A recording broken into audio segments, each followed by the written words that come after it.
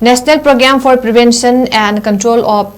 Deafness Nppcd National Health Mission gi Makhada District Health Society DHs Thoubal na Sinduna Thasigi Dagi Tongan Tonganba MAFAMSINGDA PANGTHORAKPA Deafness and Screening Camp AMADI Awareness Program HOUKHIBA NUMITTA YAIRIPOK KEKRU gi AYUSHMAAN AROGYA MANDIR AROIBA OINA PANGTHOKTUNA LOISANKHRE PANGTHOKIBA Awareness AMADI Deafness Screening Camp aduda DPPCD DHs Thoubal gi District Nodal Officer su OIDB ENT Specialist Dr. Ningthaujam Pinky Chanu ENT Specialist Dr. Birjit Singh Audiologist Uma Narengbam Hearing Instructor Aribam Devla Devina Timna Awareness piba amadi analem gi thabak sing pangthoki Ayushman Arogya Mandir gi Community Health Officer sing staff sing maru aina asa singna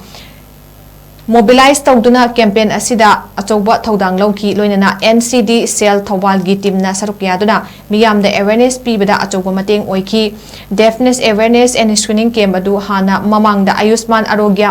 Mandir thokchom